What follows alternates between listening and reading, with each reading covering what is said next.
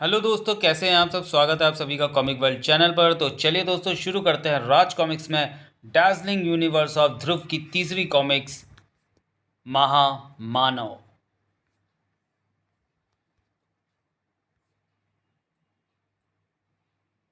पूर्व सार। अब तक की कहानी में आपकी मुलाकात हुई श्रीमंत और सहमंत से। ये दोनों ही ब्रह्मांड के रचयिता और इतने शक्तिशाली हैं कि बीते समय की घटनाओं में हेर फेर करके इंसानी दुनिया का इतिहास तक बदल सकते हैं। सहमंत की शिकायत थी कि श्रीमंत सृष्टि में कुछ इंसानों को सुपर पावर्स देकर उन्हें सुपर हीरो बना देते हैं, जबकि इंसानी दुनिया में सुपर हीरोज ना भी होते तब भी दुनिया सामान्य तरीके से चल सकती थी।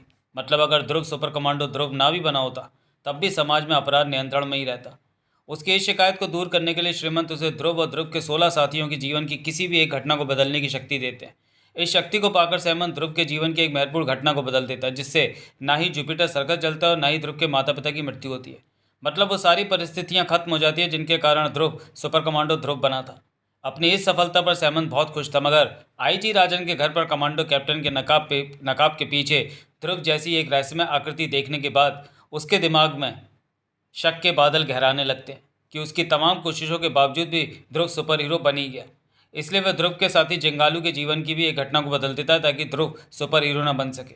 जिंगालू को वह शैशव काल में ही यतियों की बस्ती से दूर ले जाता है, और अब जिस टकराव से ध्रुव और जिंगालू की मुलाकात हुई थी वह घटना ही बदल जाती है, जिसका नतीजा ध्रुव के सुपर हीरो बनने की परिस्थितियां खत्म हो जाती है। लेकिन फिर भी सहमंत का शक दूर नहीं होता, क्योंकि इस पूरे घटनाक्रम में उसने ध्रुव और कमांडो कैप्टन को कभी भी एक साथ नहीं देखा, और न ही वह कमांडो कैप्टन का चेहरा देख पाया, जिससे उसे तसल्ली हो सके कि वह ध्रुव नहीं कोई और है। इसलिए वह अब ध्रुव की जिंदगी के जिस अहम किरदार की कहानी में बदलाव करने जा रहा है वह है ध्रुव का जानी दुश्मन महामानव। यहाँ तक का कथानक आपने पढ़ा अब तक प्रकाशित कॉमिक ध्रुव और जिंगालू में।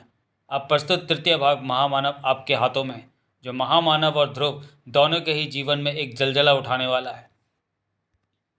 महामानव डार्जलिंग यूनिवर्स ऑफ ध्रुव भाग 3।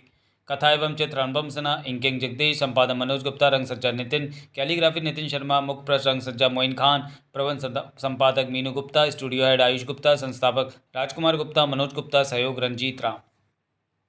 सर, हम ज़्यादा देर तक इस क्षेत्र में उड़ान नहीं भर सकते, ठंड से इंजन सीज हो जाएगा।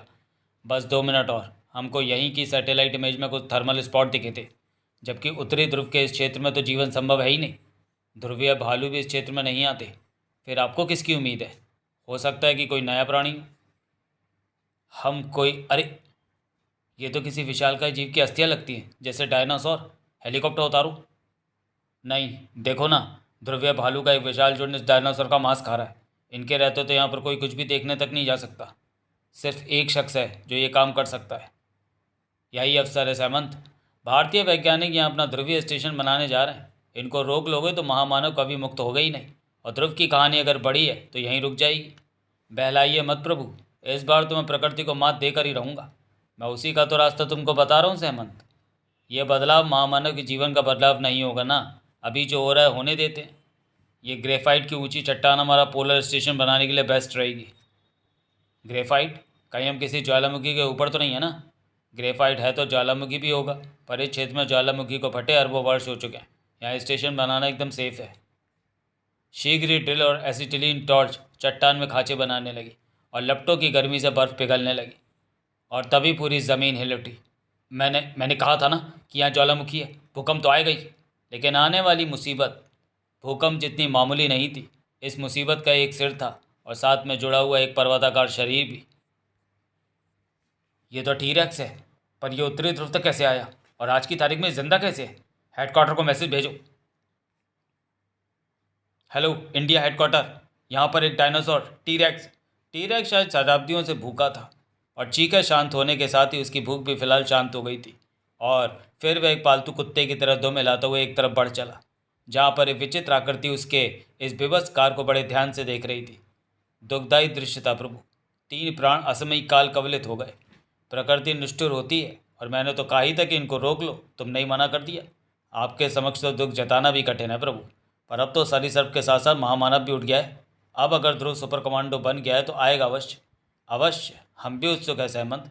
मैं भी देखना चाहता हूँ कि क्या ध्रुव आएगा, और क्या वह इसे रोक पाएगा। काफ़ी समय हो गया सहमंत, ध्रुव अभी तक आया नहीं। क्या इस बार ध्रुव नहीं कोई और आएगा? यस सर, आपकी सुपरसोनिक जेट ट्रेनिंग परफेक्ट थी। अब कुछ ही देर में नॉर्थ पोल के उस पॉइंट पर पहुंच जाऊंगा जहां से नॉर्थ पोल मिशन वालों का मैसेज आया था। पर यहाँ तो सिर्फ क्रेटर जैसा कुछ दिख रहा है, आसपास तो कुछ भी नहीं। ये तो एक डायनासोर है, एक टीरेक्स है सर। प्रतिक्रिया के लिए एक पल का भी समय भी नहीं था। फिर भी उसने हाई स्पीड प्लेन को डायनासोर के शरीर से टकराने से तो बचा लिया, परंतु उसकी दुम की चोट से नहीं बचा पाया। इस चोट से अनियंत्रित होकर सुपरसोनिक प्लेन कई किलोमीटर दूर तक लहराता चला गया। कमांडो कैप्टन ने अपने आप को इजेक्ट कर लिया और अगले ही पल जेट दुर्घटनाग्रस्त हो गया। इस धमाके से कैप्टन का पैराशूट भी तार तार हो गया और धमाके के धक्के ने कमांडो कैप्टन को जमी हुई झील के ऊपर फेंक दिया और भारी कुर्सी के साथ कैप्टन का शरीर भी सतह की बर्फ को तोड़ता हुआ 30 डिग्री के ठंडे पानी में जा माइनस 30 डिग्री के ठंडे पानी में जा गिरा। देखते ही देखते कमांडो कैप्टन का शरीर उस प्रचंड ठंड से जड़ होकर झील में डूबता चला गया।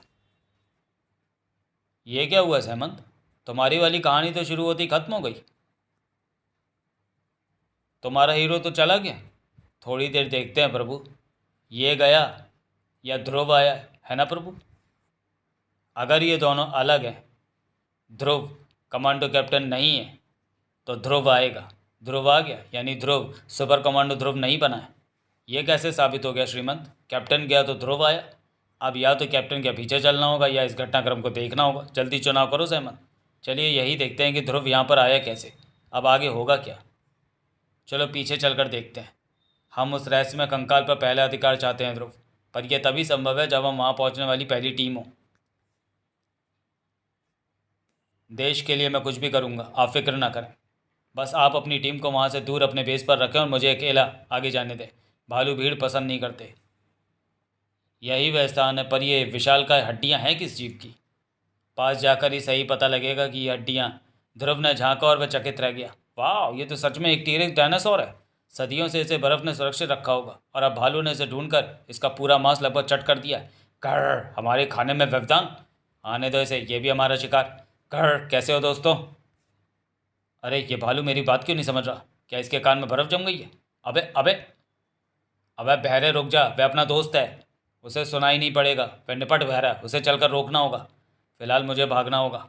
उफ, अब तो सब मेरे पीछे आ रहे हैं। यहाँ से निकलना पड़ेगा। शुक्र है कि मैं फोल्डिंग इसकी लेता आया था। ध्रुव तो महामानव सरीसृप की तरफ ही भाग रहा है श्रीमंत। ये संयोग है या जानते बूझते? संयोग ही होगा। अगर पता हो कि एक टीरेक्स वहाँ इंतज़ार कर रहा है तो कौन उधर भागेगा? ध्रुव तो अभी सुपर कमांडो भी नहीं है। अरे ये तो एक और टीरेक्स है, वह भी जिंदा। टीरेक्स का पहला बार ध्रुव ने बचा तो लिया, पर पीछे हटने में उसके पैर दलदली बर्फ में धंसते चले गए। अब ध्रुव बर्फीली प्लेट में रखा हुआ टीरेक्स का भोजन था। पर भूखे ध्रुवीय भालुओं की हठ धर्मिता प्रसिद्ध है। वे अपना शिकार किसी के साथ नहीं बांटते। बहरे भालू के क्रुद्ध वार में डायनासोर को पीछे ढकेल देने की ताकत थी, पर टीरेक्स के वार में भालू की खोपड़ी खोल देने की ताकत थी।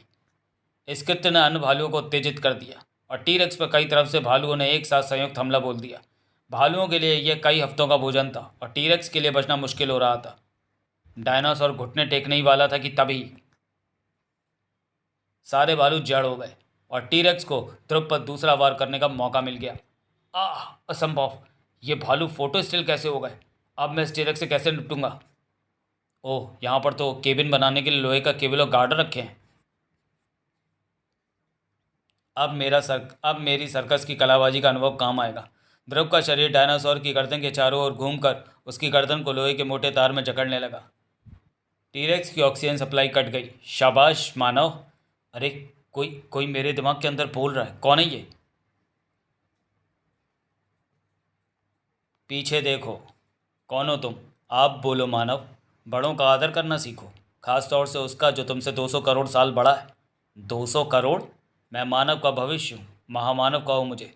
हाँ हाँ, पर आप यहाँ आए कैसे? और ये डायनासोर मेरा पालतू है और आए तो तुम हो। मैं तो यहाँ पर हमेशा से था। मैं तो यहाँ पर तब से हूँ जब सारे भूखंड एक ही स्थान पर थे। वायुमंडल बहुत पतला था। सूर्य की तीव्र पोषक किरणें बिना किसी व्यवधान के धरती पर गिरती थी। मैंने अपना जीवन एक ऐसी कोशिका से शुरू किया था जो उत्तरी ध्रुव पर पहुँच गई थी। यहाँ सूर्य 6 महीने तक चमकता था, इसलिए मुझमें कुछ शताब्दियों में ही लाखों वर्षों जितना परिवर्तन हो गया। मानव रूप तक मैं बहुत जल्दी पहुंच गया, परंतु मेरा विकास रुका नहीं। मेरा मानसिक विकास होता रहा और मैं मानव से महामानव बन गया। पर उस समय धरती के गर्म क्षेत्र सरीसृपों की प्रजातियों से भर गए थे। मुझे अपनी प्रजाति को विकसित करने के लिए उन सभी सरीसृपों को पृथ्वी से हटाना था। इसके लिए मैंने सरीसृपों की कमज़ोरी जाननी चाहिए और एक सरीसृप को यहाँ ले आया। उसको यहाँ लाते ही मुझे उनकी कमज़ोरी पता चल गई। वह थी ठंड। मैंने अपनी मानसिक शक्ति से पृथ्वी को बर्फ़ से ढकना शुरू कर दिया। सारे सरीसृप बिलबिलाकर इधर उधर भागने लगे, पर बर्फ़ का गिरना जारी रहा और सरीसृपों का भी। आखिरकार पृथ्वी सरीसृपों से खाली हो गई। ये सब करने में मुझे मात्र 2 दिवस का समय लगा। फिर मैं अपनी प्रजाति को बढ़ाने के तरीके सोचने में व्यस्त हो गया। तो 200 करोड़ साल तक तुम ये तरीका ही सोच रहे थे, क्योंकि अब तक तो तुम्हारी प्रजाति कहीं दिखी नहीं। वह इसलिए क्योंकि 200 करोड़ साल पहले एक दिन मुझे बर्फ़ में आधा दबा एक गोला दिखा। मैंने उत्सुकता में उसे उठा लिया, पर वह साधारण गोला नहीं था। वह उसी सरीसृप का अंडा था जिसको मैं उत्तरी ध्रुव उठा लाया था। यहाँ मैं एक भूल कर गया था। मैं माँ की ममता से टकरा गया था। कई दिनों से बर्फ़ में दबी वह सरीसृप माँ तुरंत उठ खड़ी हुई और मुझे उसकी दुम का एक ज़ोरदार वार लगा। मेरा सिर चकरा गया। मैंने मानसिक शक्तियों से उड़कर उससे दूर जाने की कोशिश की, पर चकराते सर के कारण मैं एक सुप्त ज्वालामुखी के मुहाने पर जमी बर्फ़ को तोड़ता हुआ उसमें जा गिरा। गर्मी के कारण मुझ पर बेहोशी और तेज़ी से छाने लगी। मैंने तुरंत अपने शरीर को एक मानसिक कवच में सुरक्षित कर लिया। इस पूरे समय अनजाने में वह अंडा मेरे हाथ में ही था। मैं करोड़ों वर्षों तक सोता रहा। इसी दौरान अंडा फूट गया और उसके अंदर का सरीसृप अपनी नींद में ही बढ़ता गया, और हम दोनों की नींद तब टूटी जब उन 3 मानवों ने ज्वालामुखी के मुहाने को तोड़कर हमको स्वतंत्र किया और मेरे पालतू सरीसृप ने उनको खा लिया। और तुमने उनको बचाने की कोशिश तक नहीं की। तुमने कभी कीड़ों को छिपकली से बचाया है? यानी तुम्हारी नज़र में हम मानव कीड़े मकोड़े हैं? याद रखो, तुम भी कभी मानव ही थे। तुम भी तो कभी बंदर थे, पर फिर भी बंदरों को मारते हो, कुछ जगह तो खाते भी हो। सब कुछ पहले जैसा ही हो रहा है सैमंथ। टीरेक्स के लिए भी उसने सर्कस कलाबाजी का ही प्रयोग किया है। ध्रुव ने ऐसा कुछ नहीं किया है जो मात्र सुपर हीरो कर सकते हैं। मज़ा तो अब आएगा श्रीमंत, जब महामानव उससे पूछेगा कि वह इस ठंड में बिना गर्म कपड़ों के कैसे खड़ा है, और तब ध्रुव को श्वेता का नाम लेना ही पड़ेगा, उस श्वेता का जिससे ध्रुव अब तक मिला ही नहीं है। अगर ऐसा हुआ तो इसका अर्थ है कि एसपी राजन के घर में रहने वाला व्यक्ति ध्रुव ही है और वही कमांडो कैप्टन है। पर इस ठंड में तुम इन कपड़ों में यहाँ कैसे खड़े हो? भारतीय पुरातत्व विभाग ने मुझे शरीर गर्म रखने वाला एक खास यंत्र दिया है। लो सैमन, श्वेता का तो जिक्र भी नहीं आया, परंतु अन्य मानव तो ये नहीं रखते। ये तुमको ही क्यों मिला? क्योंकि यह अभी प्रायोगिक स्तर पर है और मुझे फुर्ती की आवश्यकता पड़ती है। ओह समझा, तुमको भालुओं से बचना था।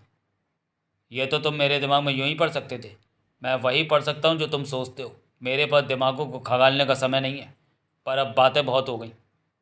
अब मुझे सरीसृपों की तरह धरती को तुम मानवों से मुक्त कराना है।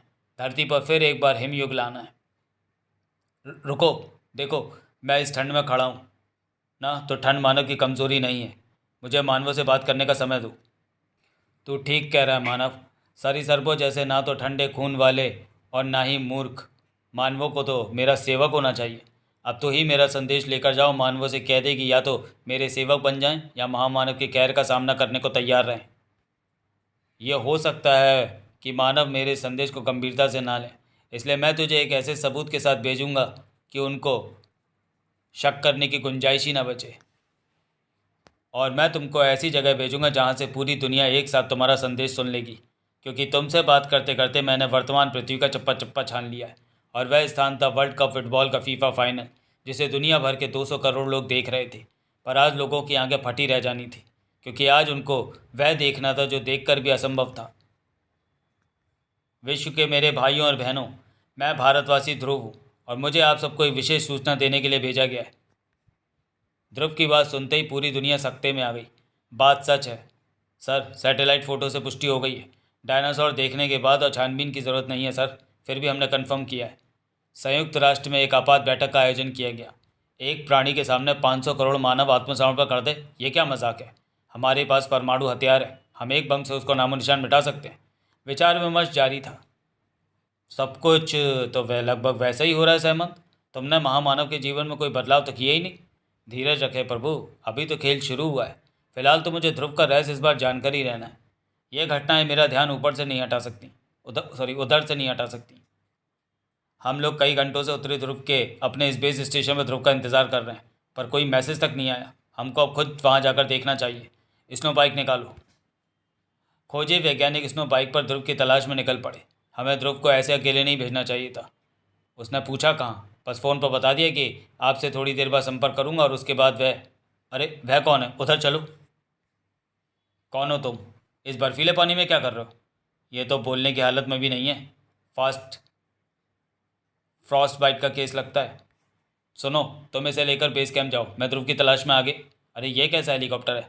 यह हथियार बंद है, यानी आगे गए तो मुसीबत में फंस जाएंगे। हमें वापस जाना होगा।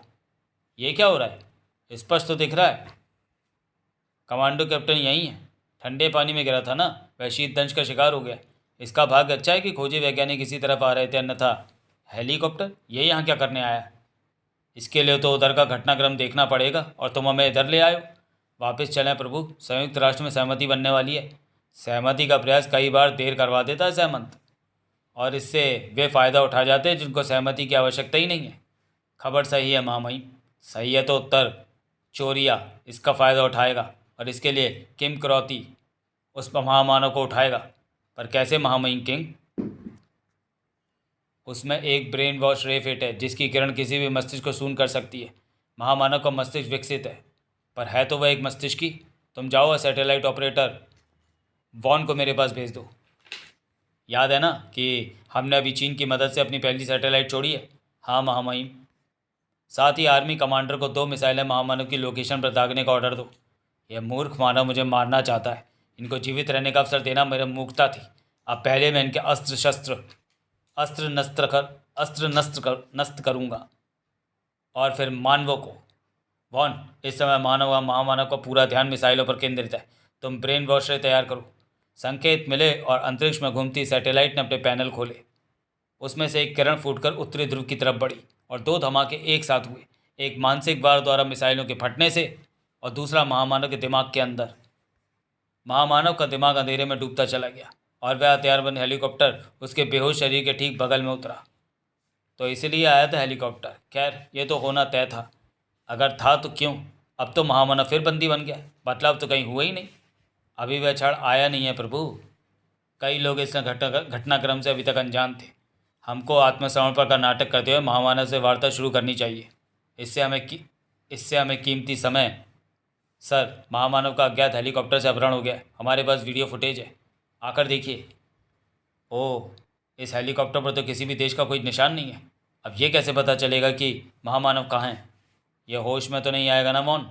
नो महामहिम, इसको ब्रेन वॉश रे की जो डोज दी गई है उससे तो एक पूरे महानगर को जीवन भर के ब्रेन वॉश किया जा सकता है, और फिर ये स्पेशल हार्मोन इंजेक्शन द्वारा इसके शरीर में प्रविष्ट होकर इसके दिमाग को कंट्रोल करेंगे, और उन हार्मोन्स को हम कंट्रोल करेंगे। बस श्रीमंत, यहीं पर मैं महामानव के जीवन में एक बदलाव करने जा रहा हूँ। जो सुई इसको नहीं लग पाई थी वह इसको अब लगेगी। हार्मोन इसके शरीर में जाते ही ये पराशक्ति का भंडार हमारा गुलाम बनकर रह जाएगा। ये क्या? ये तो होश में आ गया। ब्रेन वॉश रे की डोज नाकाफ़ी थी। महामानव की मानसिक शक्ति ने किम के शरीर को दहका दिया। अब महामानव को रोकने वाला कोई नहीं था। बाहर निकलकर महामानव ने ऊपर देखा और अंतरिक्ष में घूमता ब्रेन वॉश रे वाला उपग्रह चकनाचूर हो गया। पर यह तो महामानव के क्रोध का मार ट्रेलर था। महामानव के हाथ हवा में उठे और आसमान काला होने लगा। विशालकाय बवंडर कंक्रीट के ढांचों को तिनकों की तरह हवा में उड़ाने लगा।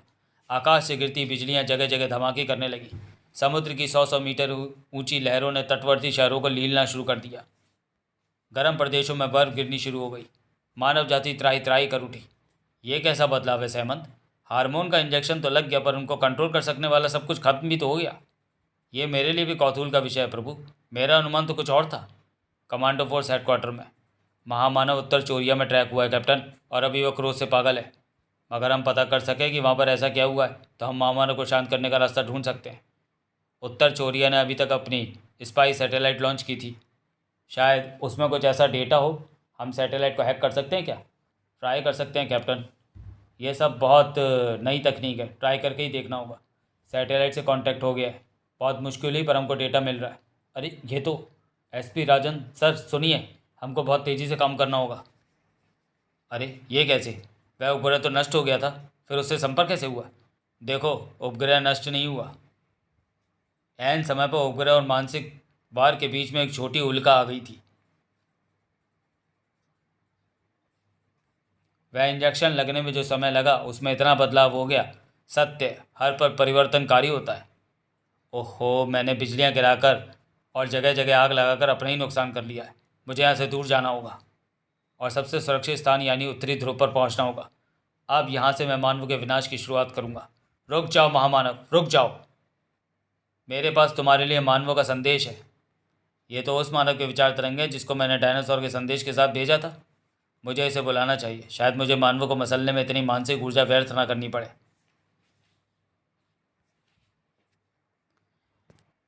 बोर कर रहे हो सहमंत। एक ही फिल्म 2 बार दिखा रहे हो। ऐसा बदलाव करने का क्या लाभ जो बेअसर हो। मैंने भी थोड़ी छानबीन की है प्रभु। जो हो रहा है वो ध्रुव को उसके अंत की तरफ ले जा रहा है। देखते जाइए। बोलो मानव ध्रुव। मेरी शक्तियों का एक छोटा सा नमूना देखकर ही मानव का दिमाग ठिकाने पर आ गया है ना। वे आपका सामना नहीं करना चाहते। आप स्वयं बता दें कि वे कहाँ। धोखा। वही पुरानी चाल। तुमको यहाँ भेज कर मुझ पर घातक पक्षपात दागे गए हैं ताकि तुम मुझे उलझाओ और व्यवहार कर सके। अब पहले तुम जड़ हो जाओगे, फिर मैं प्रक्षेपास्त्रों को दूसरी दिशा में मोड़कर मानवों को उनके ही अस्त्रों का स्वाद चखाऊंगा। वे प्रक्षेपास्त्र उनके ही महत्वपूर्ण नगरों पर गिरेंगे और उनको रोका भी नहीं जा सकेगा, क्योंकि मैं उनको नियंत्रित करने वालों के दिमाग ही शून्य कर दूंगा। अब क्या होगा हम सब पहले से ही जानते हैं। इस बार तुम प्रकृति से मात खा गए सहमंत। कमांडर, क्या हुआ आपको? होश में आइए सर। मिसाइलें रोकने का कोड सिर्फ आप ही जानते हैं। अब महामानव मिसाइलों को अलग अलग महानगरों की तरफ मोड़ने में व्यस्त हो जाएगा और ध्रुव यह मौका पाकर अपनी वास्तविक योजना को लागू करेगा। वह अपनी पूरी इच्छा शक्ति लगाकर ज्वालामुखी में एक मिनी थर्मल बम गिरा देगा। उसके धमाके से लावे को रोकने वाली चट्टानें पर टूट जाएंगी और लावा ऊपर आ जाएगा। धमाके से महामानव का ध्यान भटकेगा। ध्रुव पर उसका नियंत्रण समाप्त हो जाएगा और ध्रुव महामानव को धक्का देकर ज्वालामुखी में गिरा देगा।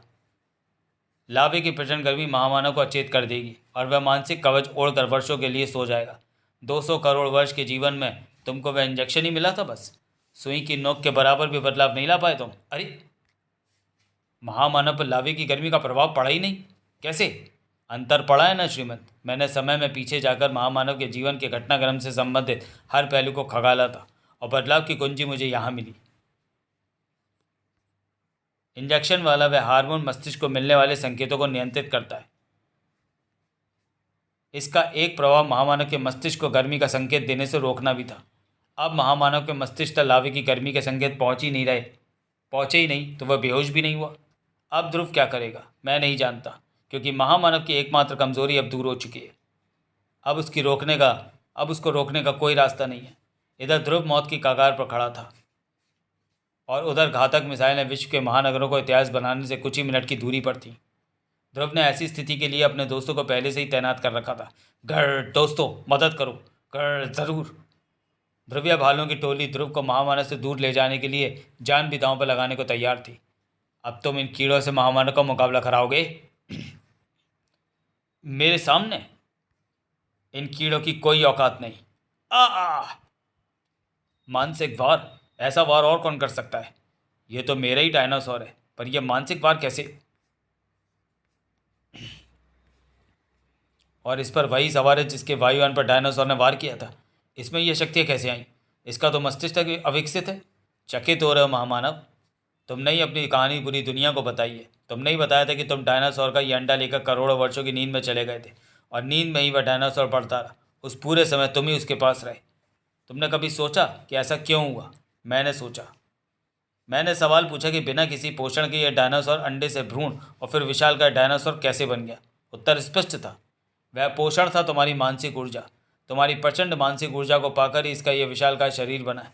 पर इसका मस्तिष्क उस मानसिक ऊर्जा को समझने या उसका प्रयोग करने में सक्षम नहीं था, और तब इसका हल भी तुमने ही दिया। या यूं कहो कि तुमको वश में लेने के प्रयास में तानाशाह किमकरोती ने दे दिया। तुमको लगाए गए इंजेक्शन का विस्तृत विवरण उसकी सैटेलाइट में था, जिससे हमको उस हार्मोन का अद्भुत प्रभाव पता चला और यह भी पता चला कि उस हार्मोन को कैसे नियंत्रित करते हैं। बस हमने फटाफट उत्तर चोरिया से वह इंजेक्शन हासिल किया और उसे सुपरसोनिक जेट से इटली पहुंचाकर उस डायनासोर को लगा दिया। फिर हम तुम्हारे इस पालतू डायनासोर को कंट्रोल करके इसी की मानसिक ऊर्जा द्वारा उड़ाकर यहाँ तक ले आए। ये तो प्रकृति ने मेरे साथ धोखा किया है। अभी हिम्मत मत हारो सहमंत। अभी भी महामानव का पलड़ा भारी है। ये मुझे नहीं हरा सकता, क्योंकि अब मेरी कोई कमज़ोरी नहीं है। ये डायनासोर ही तुम्हारी कमज़ोरी है। इस ब्रह्मांड में यही एकमात्र तुम्हारा अपना है। तुम इसको मार सकते तो मार चुके होते। ये झूठ है। मैं तुझे पहले ही जड़ कर देता हूँ। फिर मैं तुझसे ये यंत्र लेकर अपने सरीसृप को ठीक कर लूँगा। कैप्टन ने शायद इस स्थिति की तैयारी नहीं की थी। उस मानसिक भार ने उसको जड़ कर दिया।